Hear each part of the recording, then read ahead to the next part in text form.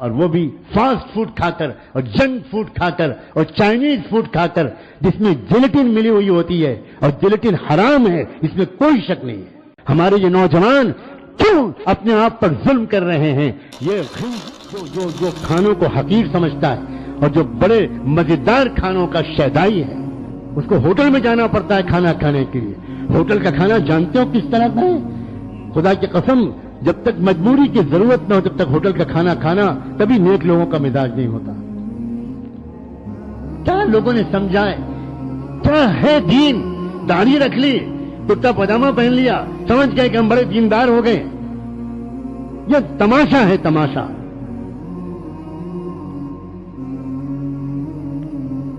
حضرت خواجہ باقی باللہ رحمت اللہ علیہ، جانتے ہو ان کے کھانے پکانے والے کی شرط کیا ہوتی تھی؟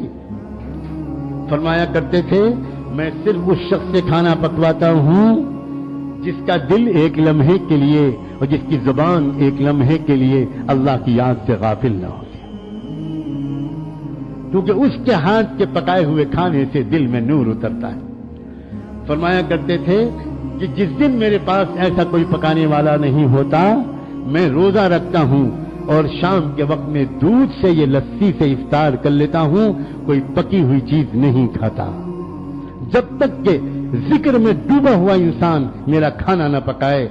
یہ تو مقام ہے ہمارے بزرگوں کا، اور ہم جا رہے ہیں کافروں، مشرکوں، ناپاکوں، جنوبیوں، بدکاروں اور فاسقوں اور فاجروں کے ہاتھ کے کھانا کھا کر، اور وہ بھی فاسٹ فوڈ کھا کر اور جنک فوڈ کھا کر اور چائنیز فوڈ کھا کر، جس میں جیلیٹن ملی ہوئی ہوتی ہے، اور جیلیٹن حرام ہے، اس میں کوئی شک نہیں ہے، کوئی شک نہیں۔ کوئی چائنیز فوڈ جیلیٹن کے بغیر نہیں بنتا، کوئی جنک فوڈ جیلیٹن کے بغیر نہیں بنتا۔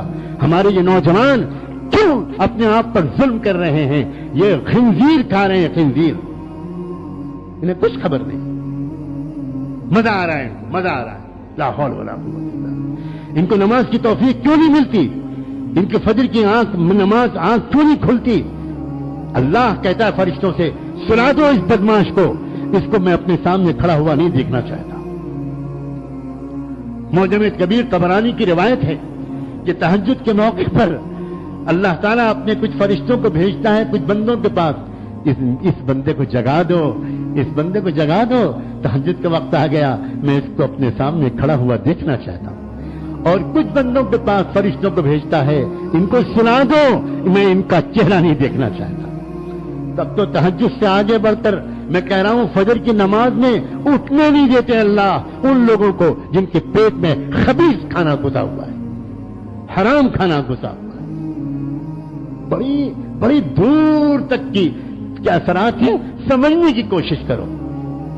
کیوں دنیا میں رواج دیا جا رہا ہے پیپسی کولا کا؟ کیوں دنیا میں رواج دیا جا رہا ہے جنک فوڈ کا؟ کیوں دنیا میں رواج دیا جا رہا ہے میکڈونلڈ کا؟ کیوں دنیا میں رواج دیا جا رہا ہے؟ احمقوں، میں آج میں اپنے لہجے کو سخت ترین گزارنا چاہتا ہوں۔ او بیوقوفوں اور عقل کے دشمنوں، تم پڑھے لکھے سمجھتے ہو اپنے آپ کو؟ تم ایک نیٹ پر جا کر پیپسی کا فارمولا نہیں پڑھ سکتے؟ تم جا کر میکڈونلڈ پر ریسرچ نہیں کر سکتے؟ میکڈونلڈ میں لندن میں انسانوں کا گوشت پکڑا گیا ہے، پہلے گھوڑوں کے گوشت کی خبر آئی، گدھوں کے گوشت کی خبر آئی، انگلینڈ کے اخبارات میں فوٹو چھپا کہ وہاں مردہ انسانوں کا گوشت میکڈونلڈ میں استعمال ہو رہا ہے۔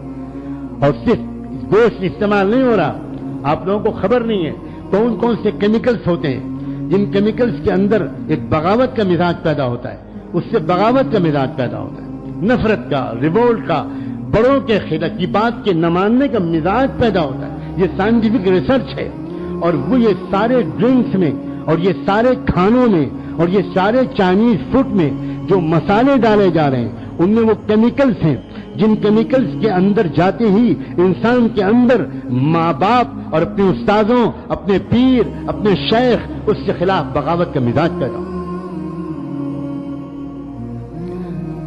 ہمارے مشائخ اور اکابر ریسرچ کر کر کے تھکے جا رہے ہیں، لیکن یہ امت محمدیت کے بے عقل نوجوان، یہ بے حس نوجوان سننے پر آمادہ نہیں۔